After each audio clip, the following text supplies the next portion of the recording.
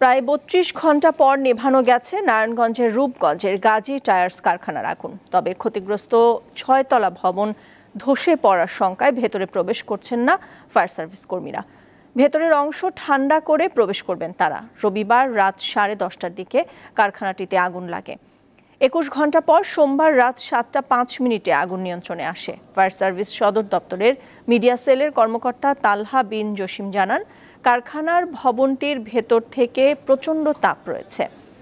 এগুলো ঠান্ডা করার প্রক্রিয়া চলছে। ভেতরের প্রবেশ করলে বলা যাবে সেখানে কেউ ছিল কিনা। প্রতিষ্ঠানটির প্রধান ফটকের সামনে নিখোঁজ দাবি করা স্বজনরা অপেক্ষা করছেন। দর্শক, গাজী গ্রুপের টায়ার কারখানার সামনে রয়েছেন আমাদের সহকর্মী গৌতম সাহা। চলে যাচ্ছি তার কাছে। গৌতম, এখন পর্যন্ত কয়জন নিখোঁজ রয়েছেন এই বিষয়ে আপনারা কোনো তথ্য পেয়েছেন কিনা? আর এই ভবন ঠান্ডা হতে কতক্ষণ লাগতে পারে? আমরা হতাহতের ব্যাপারে কখন তথ্য পেতে পারি?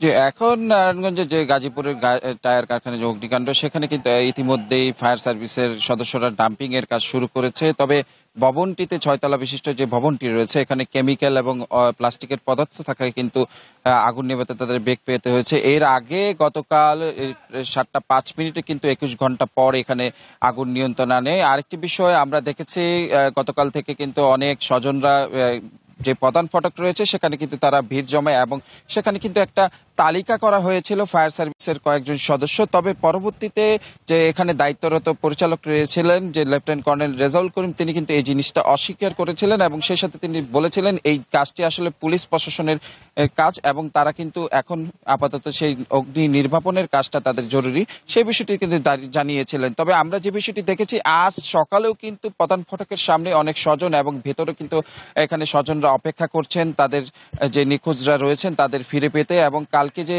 প্রায় ১৭৪ জনের অধিক একটি তালিকা করা হয়েছে, পরবর্তীতে আর এরকম কোনো তালিকার কিন্তু হদিস মিলেনি, সন্ধান মিলেনি এবং এখন পর্যন্ত অনেকের তালিকা হয়নি, অনেকে দাবি করছে স্বজনরা। তবে আরেকটি বিষয় সেটা হলো যে ভেতরে যে অংশ লেলিয়ান শিখা কিন্তু উত্তপ্ত থাকার কারণে কিন্তু এখনো কিন্তু ভেতরের অংশে কিন্তু ফায়ার সার্ভিসরা কিন্তু প্রবেশ করতে পারছেন না এবং প্রবেশ করতে না পারার কারণে কিন্তু সেখানে আসলে কে নিখোঁজ রয়েছে কিনা, কারো লাশ রয়েছে কিনা, সেই বিষয়টি কিন্তু এখনো বোঝা যাচ্ছে না।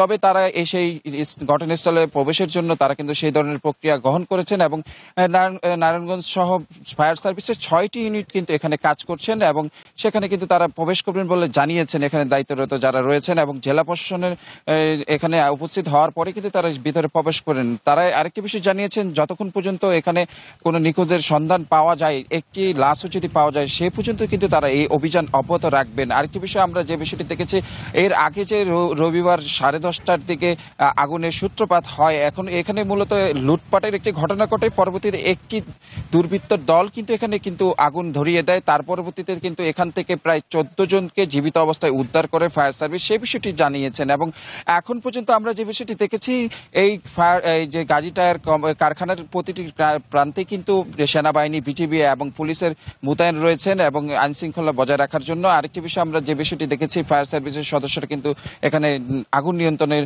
পরবর্তীতে কিন্তু নির্বাপন এবং ডাম্পিং এর কাজ চালিয়ে যাচ্ছেন। এবং এই যে আমার পেছনে যে ভবনটি রয়েছেন, সেই ভবনের পেছনেই কিন্তু এখনো কিন্তু আগুনের যে ধোঁয়া এখনো কিন্তু বের হচ্ছেন এবং সেখানে কিন্তু তারা ডাম্পিং এর কাজ করছেন এবং ভবনটি কিন্তু ঝুঁকিপূর্ণ, একেবারে ঝুঁকিপূর্ণ হয়ে পড়েছে এবং ভবন থেকে কিন্তু কিছু অংশ ধসেও পড়তে দেখা গেছে এবং সেখানে কিন্তু প্রবেশ করার মতো কিন্তু উপযোগী স্থান কিন্তু এখনো তৈরি হয়নি এবং সেখানে কিন্তু তারা প্রবেশের মতো যে ঝুঁকিপূর্ণ যাতে না হয় সেই বিষয়টি কিন্তু তারা কিন্তু দেখছেন এবং তারা কিন্তু এখানে কিন্তু কাজ করছেন। এবং যতক্ষণ পর্যন্ত এই জায়গাটায় ঠান্ডা না হবেন এবং জেলা প্রশাসন না আসবেন, সে ততক্ষণ পর্যন্ত তারা কিন্তু নিখোঁজদের উদ্ধার কাজটা শুরু করবেন না এবং তারা আসলেই কিন্তু এখানে কিন্তু উদ্ধার কাজ শুরু করবেন বলে জানিয়েছেন ফায়ার সার্ভিসের কর্মীরা। এই ছিল আসলে আমার কাছে গাজী টায়ারের আগুনের সর্বশেষ।